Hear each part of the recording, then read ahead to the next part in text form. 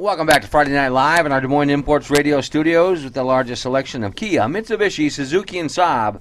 Located one block north of I-8035 on Highway 141 at 24/7 at DesMoinesImports.com. Continue our conversation on wrestling. Urbandale J-Hawk wrestling coach Mike Moreno, proud papa, as well as the head coach, takes time to join us on this Friday night. Good evening, Coach. How you doing? We're doing great. Well, Coach Moreno, you've been at Urbandale a long time, and being part of that Central Conference of the Central Iowa Metro League, you know night in and night out how tough it is on Thursday nights in that conference. Last night, you wrestled against one of the top teams in the state in Southeast Polka. A tough loss last night, but you had some kids that still were expected to perform at a high level, and they were able to do that for you. Yeah, definitely. We had some bright spots in the duel, but like you said, the Central Conference is so dang balanced. I mean, we got some great coaches and some great teams that you need to have a very well balanced team to compete and do well and win this conference. And right now we have some bright spots, but we don't have that balance right now. So we're working on it to get better, so we can compete a little bit better with these guys. But right now we're not quite there. Well, let's talk about the bright spots, of course, as Mike always likes to allude to, as a father, as a coach, and then as a father you get to coach your kids, and you still have a young man. He's a junior in Gabriel. Ranked number 1 at 145. He got the job done last night. You got to be pretty proud, Papa. Yeah, he wrestled pretty well. I mean, the Blackford kid from Southeast Polka, pretty gritty, tough kid, and he wrestled a pretty smart match. It didn't show a whole lot, but he wrestled a real solid match to be a really tough kid. Of course, the predicament rankings out, and some of the kids off the Urbandale J-Hawk roster ranked in the top 10 at 152. Taylor Nordgren ranked at number 9. What can you tell us about that young man? He's come a long ways. Recently, last week, he kind of took some lumps a little bit. Lost some matches he probably could win, but it's good for him. It's all training right now. He's got his sights set on getting to the state tournament and placing, and if he wrestles well, I think he can. He's come a long ways. He started out. I think he was 2-15 on JV as a freshman, so he's come a long ways. He wasn't blessed with a ton of athletic ability, so he's really worked hard to get where he's at, put himself in the position he's at.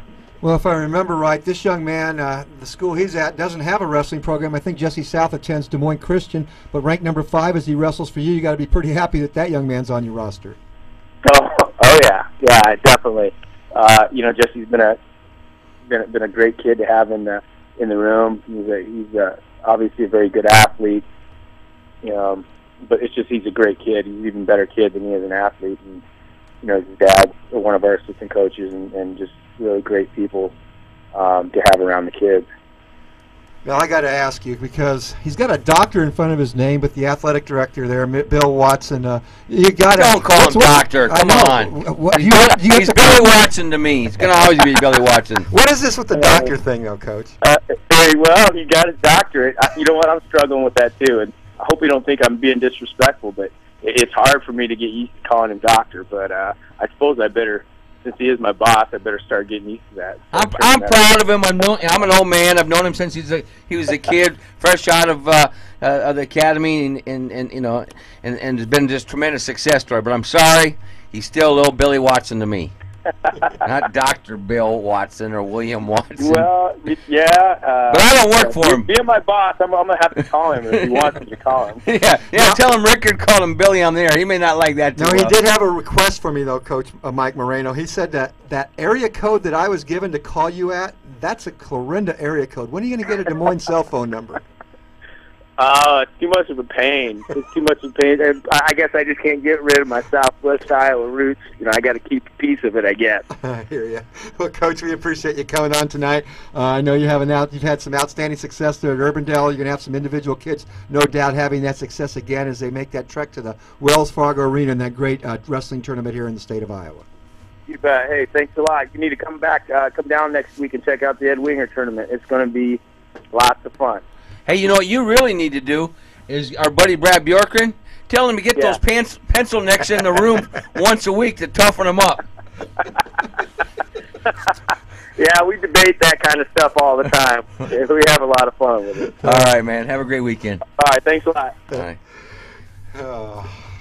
If Watson You gets got to win, quit calling basketball players pencil necks. They're going to snap yours pretty soon. that's just the reality of it, man. Yeah, There's well. some big. Yeah, there are some big pencil necks out there. You got to have a security pass to get here at WHO 13. They're not getting through that front gate. All right, brother. We'll be back here on Friday Night Live, continue our conversation with the predicament when we come back here on the Iowa Sports Connection radio, television.